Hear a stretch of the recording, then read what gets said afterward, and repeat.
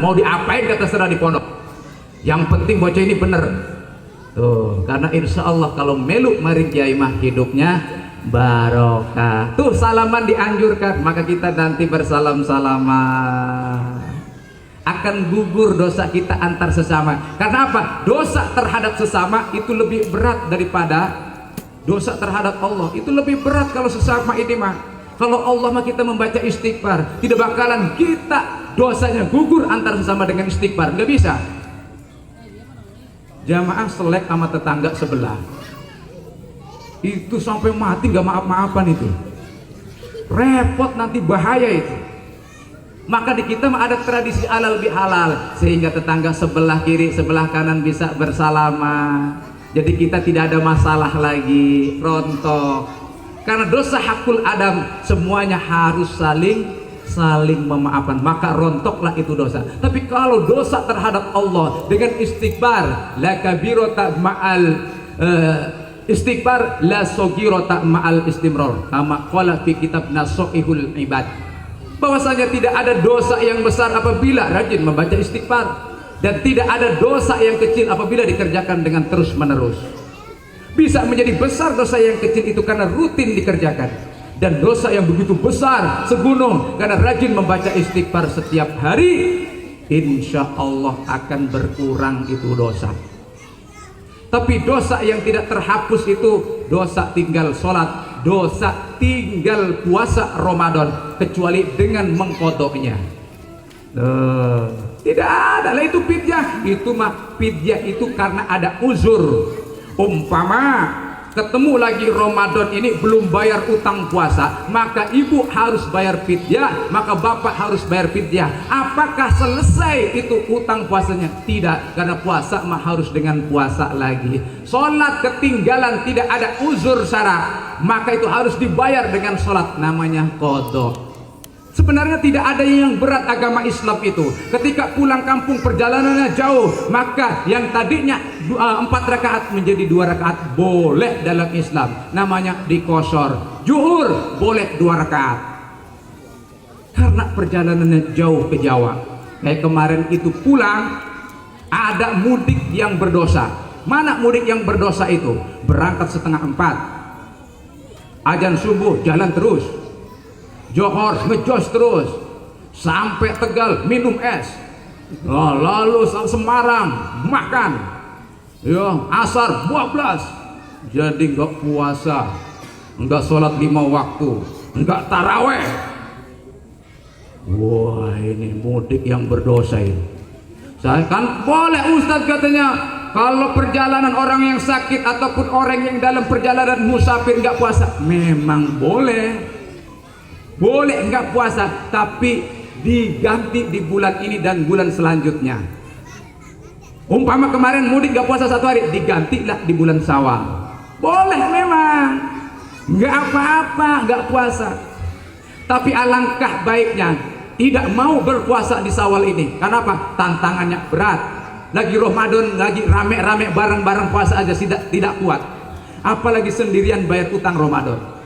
Makanya alangkah baiknya ketika pulang itu sambil puasa aja enak. Berangkat habis sholat subuh, berhenti dohor, ya sholat zuhur, lalu berangkat lagi asar, lalu berangkat lagi menjelang maghrib baru buka. Puasa tidak punya hutang, lalu sholat tidak ada yang tertinggal. Ini ada cara makan gak nih? Hah? Pengen anget apa pengen adem? Anget, berarti suruh selesai ini saya ceramah. Pengen adem apa? Adem saya tambahin lagi ceramahnya. Nah, tambahin lagi ya. Nah, karena saya masih ada 1 acara lagi di Sukaraya. Acaranya halal bihalal juga. Ya, jadi mungkin dari sini saya tidak bisa makan. Ini emang mau dikasih makan? Maksudnya kalau dikasih, saya mungkin langsung ya. Jadi mohon maaf, bukan berarti nggak doyan lontong RT 1 ya. Emang lontong tahun kemarin maksudnya ya, itu jadi mohon maaf, mungkin nanti saya langsung. Nah, saya lanjutkan kembali ya. Jadi bersalam-salaman nanti, salaman minal aizin wal faizin, Mohon maaf lahir dan batin, bersalam-salaman rontok dosa kita. Ada 3 golongan yang diringankan hisabnya nanti di akhirat. Ada 3 golongan. Mana 3 golongan itu yang diringankan hisabnya, yang dimasukkan ke dalam surganya Allah dengan rahmat dan kasih sayangnya Allah? Sehingga para sahabat bertanya, wahai Rasulullah, siapa 3 golongan itu yang diringankan hisabnya itu? Kata Rasulullah SAW, tukti man haromaka, ngoi ngegai sira ing wong kang pelit maring sira. Ngerti ora iki? Gailah, berilah sesuatu kepada orang yang pelit terhadapmu. Kira-kira bisa enggak?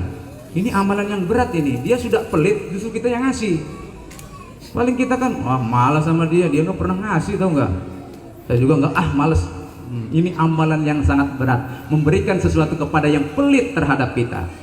Ini amalan golongan yang dimasukkan ke dalam surganya Allah Subhanahu wa ta'ala dan diringankan hisabnya. Lalu selanjutnya adalah watasilu mangkoto'ake, yaitu orang yang menyambung silaturahmi kepada orang yang memutuskan.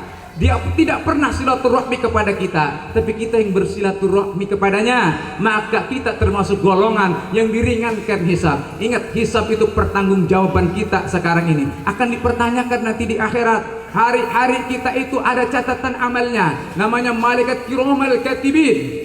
Ini setiap hari itu dicatat. Ada harian, ada mingguan, ada tahunan. Harian dilaporkan setelah asar. Maka setelah asar, maka dianjurkan ketika ada yang di rumah, maka dianjurkan berjamaah asar. Tuh. Faedahnya apa? Ketika malaikat melaporkan amal harian pada asar itu, ya Allah ampunilah hambamu itu ketika aku pergantian shift dengan malaikat yang malam. Dia dalam keadaan berjamaah asar dan juga berjamaah subuh, kalau bisa jangan tinggal. Nah sekarang sudah ada musola ini. Berjamaah subuh keutamaannya adalah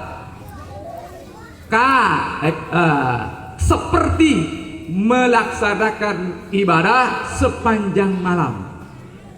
Man sholla sholatal subhi ma'al jamaah maka nama sholla lail kullah. Barang siapa yang berjamaah subuh dikerjakannya dengan berjamaah, maka itu sama sholatnya sepanjang malam. Maka ketika assalatu wassalamu alaik ya imam al-mujahidin ya Rasulullah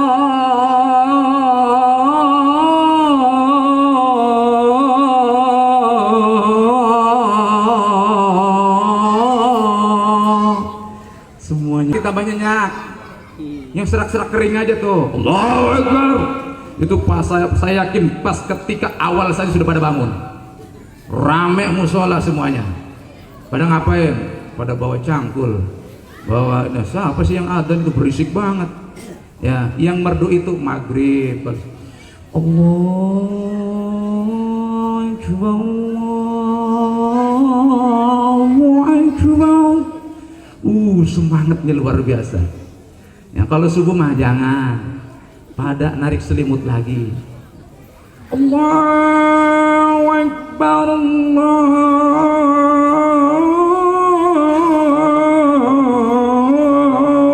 Akbar. Semangat.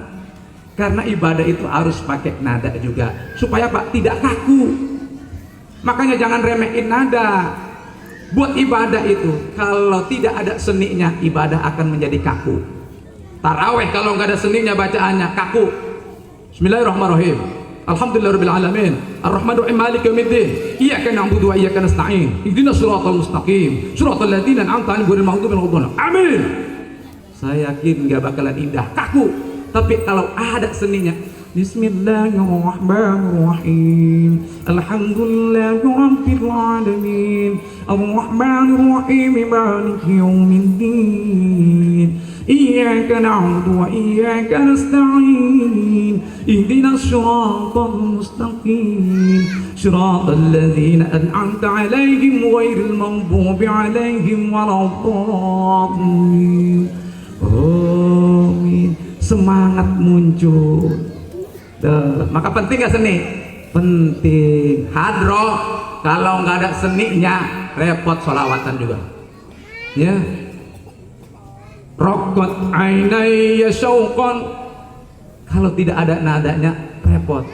Rokot ainaya syauqan wa li thaibata darafat ashka فأتيت إلى حبيبي فهدى قلب وريقا صلي على محمد. Ya, jadi enak. Maka seni itu penting buat penyemangat. Siap sholat subuh berjamaah? Siap sholat subuh berjamaah?